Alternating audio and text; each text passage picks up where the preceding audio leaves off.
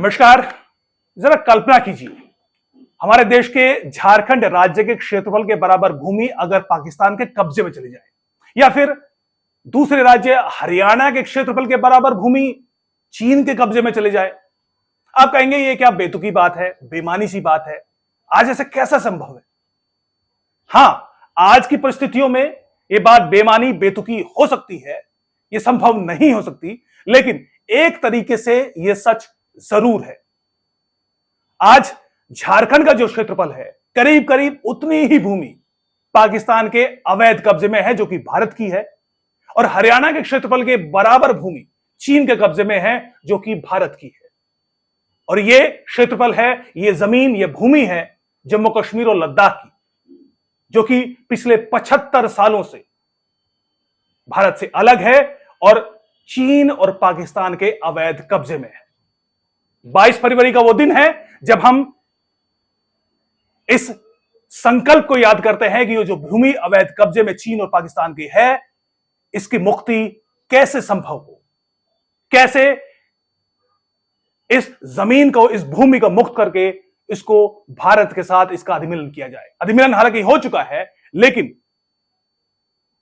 जो फिजिकली जो अवैध कब्जा इन दोनों देशों का हो, दोनों देशों का है, इससे मुक्त कैसे कराया जाए, इसका संकल्प 22 फरवरी को, आज से करीब 30 साल पहले, करीब नहीं, ठीक 30 साल पहले 22 फरवरी 1994 को भारत की संसद ने एक सर्वसम्मति से संकल्प लिया था।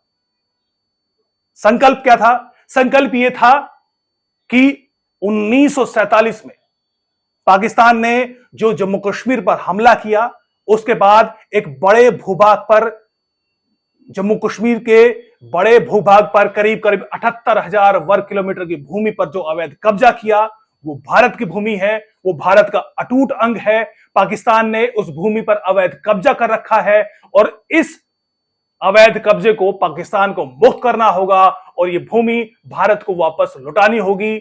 इसके लिए भारत दृढ़ संकल्प है, कृतज्ञ, इसके लिए हर संभव कोशिश करेगा। यह संकल्प भारत की संसद ने 22 फरवरी 1994 को सर्वसम्मति से लिया था, जब नरसिम्हा राव की सरकार केंद्र में थी। आज इस संकल्प को भी 3 दशक बीत चुके हैं, स्थिति कमोबेश वैसी ही है। हालांकि पिछले 5-6 सालों में जम्मू कश्मीर के इस हिस्से में जबरदस्त बदलाव जरूर हुआ है। मसलन आर्टिकल 370 को हटाया जाना, यहां पर जो पीआरसी था उसको हटाया जाना, नए डोमिसाइल कानून को लागू करना और यहां के जो पीड़ित थे उनको बराबरी का अधिकार देना। लेकिन इसमें यह संकल्प, यह जो काम है वो अभी भी अधूरा है। हमारी स्वतंत्रता के जो अवैध कब्जे के 76 साल बाद भी ये क्यों महत्वपूर्ण है? आप भौगोलिक स्थिति देखेंगे इस भूमि की, तो उससे आप आसानी से अंदाजा लगा पाएंगे कि कैसे इसे सामरिक दृष्टि से कितनी महत्वपूर्ण है। अफगानिस्तान के वखान बॉर्डर से, वखान गलियारे से लेकर चीन के सिंजियार से लगने वाली ये जो भूमि है, इससे चाहे रशिया की तरफ जाना हो, चाहे ईरान की तरफ जाना हो, और चाहे यूरोप से को जोड़ने वाली जो ऐतिहासिक सिल्क रूट था, उसका ये महत्वपूर्ण केंद्र बिंदु ये क्षेत्र हुआ करता था, जो कि आज पाकिस्तान के अवैध कब्जे में। ये भूमि क्या है? 2 हिस्से हैं बेसिकली। आज जो जम्मू कश्मीर और लद्दाख को 2019 में जब 2 केंद्र शासित प्रदेशों में उसको तब्दील कर दिया गया आर्टिकल 370 हटाने के बाद, आज एक बड़ा हिस्सा पीओटीएल का है, यानी Pakistan occupied territories of Ladakh, जो करीब 64,817 वर्ग किलोमीटर की है। ये ऐतिहासिक रूप से, भौगोलिक दृष्टि से, सांस्कृतिक तौर पर यह हिस्सा लद्दाख का हिस्सा है।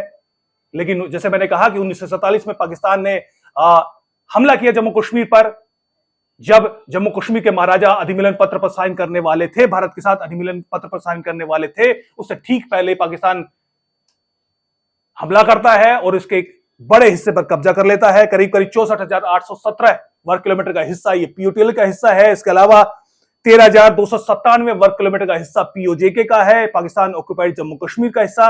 ये जम्मू कश्मीर का हिस्सा है जो कि सांस्कृतिक तौर पर भौगोलिक दृष्टि से हर तरीके से यह हिस्सा जम्मू कश्मीर का हिस्सा रहा है और इस पर अभी पाकिस्तान का कब्जा है। पाकिस्तान इस हिस्से को, पीओजेके को, आजाद जम्मू कश्मीर का नाम देकर इसको कहता है, जबकि पीओटीएल के हिस्से को गिलगित बल्तिस्तान का नाम पाकिस्तान ने दिया हुआ है।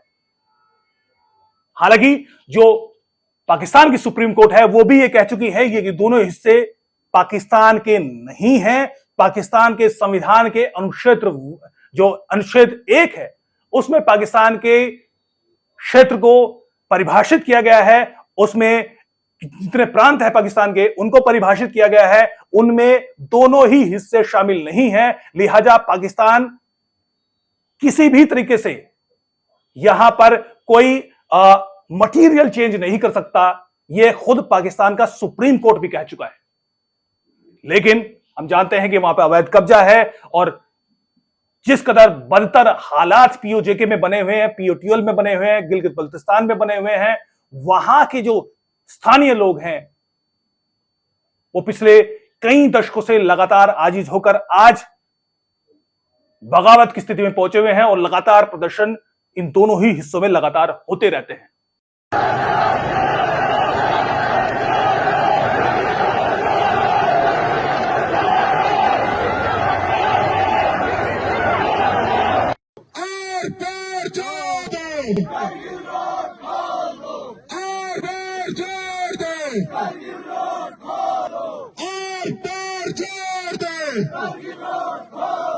हम नहीं मानते,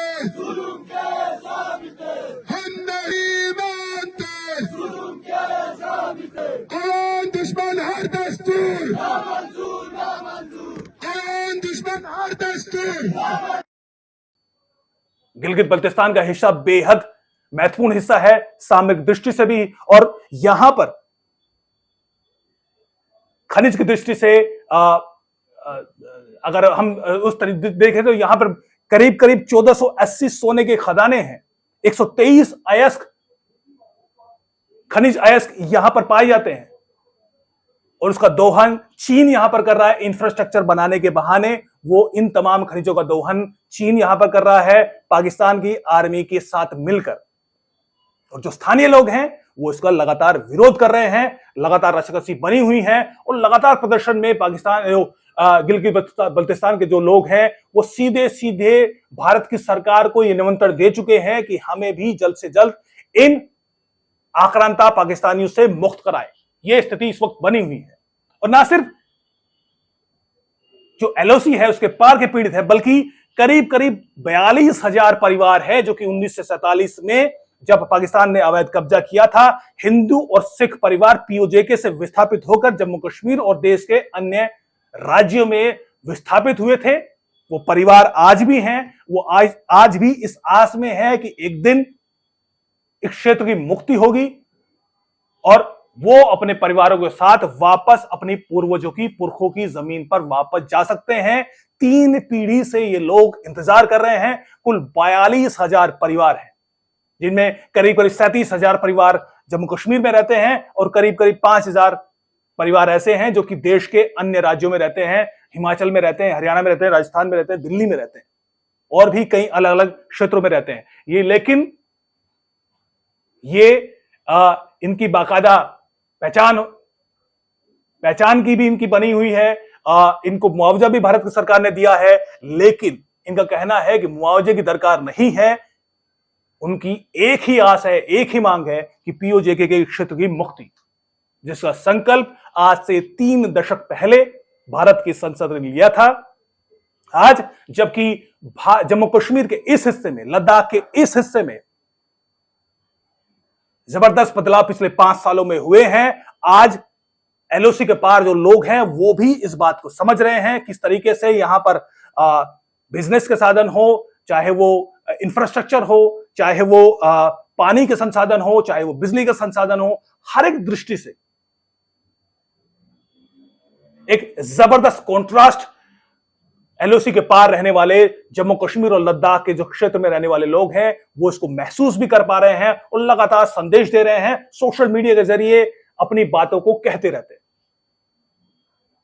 आज संकल्प का दिन है और संकल्प न सिर्फ हमें बल्कि सामूहिक तौर पर 140 करोड़ भारतीयों को इस संकल्प को दोहराना चाहिए।